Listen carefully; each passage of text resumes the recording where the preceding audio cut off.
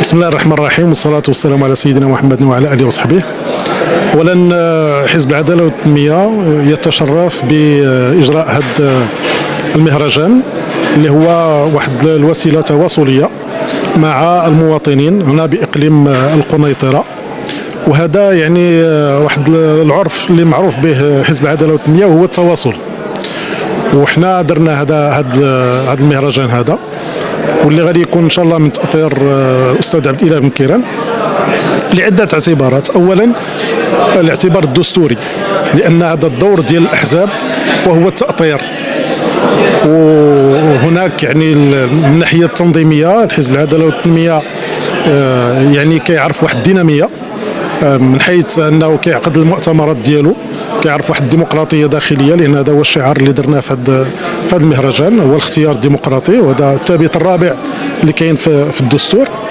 ثم يعني الديمقراطيه الداخليه التي يشهد بها يعني العدو قبل الصديق.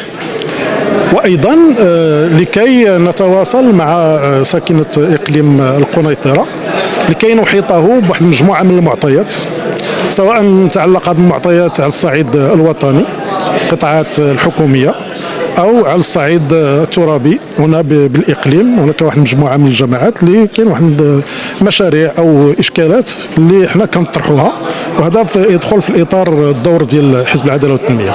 لا، حنا في حزب العداله والتنميه عقدنا واحد المجموعه من اللقاءات، سواء اللي كتكون داخل مقر ديال الحزب. وانا شرفت انني عرضت قانون الماليه لمرتين، وكذلك كنا يعني في الغرفه ديال التجاره والصناعه ايضا كانت لقاءات.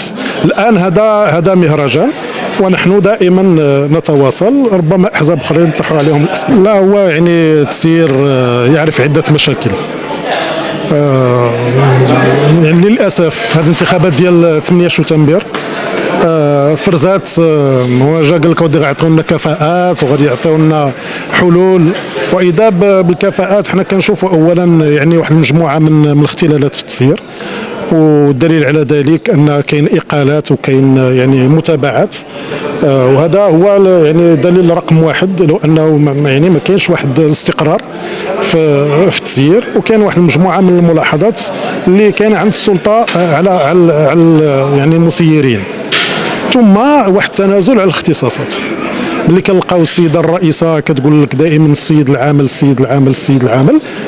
يمكن ما واعياش بانها كترأس واحد المؤسسه دستوريه اللي عندها اختصاصات، والاداره الترابيه عندها اختصاصات، وهي ما كتمارسش هذيك الاختصاصات. فهي دائما كتقول لك السيد العامل راه بغا تشعل، السيد العامل راه واقف على شغله. فهذا يعني ما كانش في وقت العداله والتنميه، وهذا في الحق نأسف له. يعني اولا هذه من بين المسائل اللي حنايا كتبنا عليها، سواء بالنسبه للتنظيم ديال هذا المهرجان اللي في الحقيقه يعني جاه واحد التمويل ودار هذا المهرجان، وخاصة شي وحدين الذين يسمون بأنهم فنانين، والحال أنهم يشيعون الكلام الساقط وواحد المجموعة من الممارسات التي يندى لها الجبين كالمخدرات وغيرها. وما عرفناش هذا واش يعني سياسة لتأطير الشباب، يعني واش هذا هو كيفاش غادي ننسيو الشباب أنه عاطل وما عندوش شغل فغنديروا له هذا. ولكن الذي نأسف له ايضا وهو من جلال التعويضات. اعطينا الامثال هذا اللي كيتسمى فنان اغدقنا عليه بالملايين، وملي مشينا للناس على التبوريضه اعطيناهم 2 خناشي ديال العلف واعطيناهم 10 كيلو ديال اللحم. ودابا كيقولوا ديال العداله والتنميه ضد المهرجانات. حنا مع التبوريضه، يديروا لنا التبوريضه، يديروا لنا الفن الشعبي ديال الاصيل اللي كاين ديال الاقليم، ماشي يجيبوا لنا الناس الفاسدين السلاقط اللي غادي يجيو ويقولوا كلام ساقط ويعطيوهم المنصات الفاخره ويعطيوهم يغدقون عليه بلا.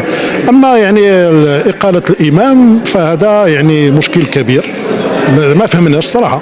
السيد دار تدوينه ما قالهاش حتى في المنبر، تدوينه يحاسب ويعزل، فهذا خطير. احنا في التقييم ديالنا انه خطير. في الوقت اللي كنلقاو واحد مثقف استاذ جامعي يعني داكشي اللي كيأثر به الناس الشيء الكثير. هذاك هو النموذج اللي خصنا نأثروا به المجتمع. فكيجيبوا الناس لاقط باغيين يديروا، وإلا تكلمتي عليه وإلا تجرأتي انك تقول شي حاجه فالمصير ديالك وهو الاقاله. وهذا في حقك يطرح عده تساؤلات.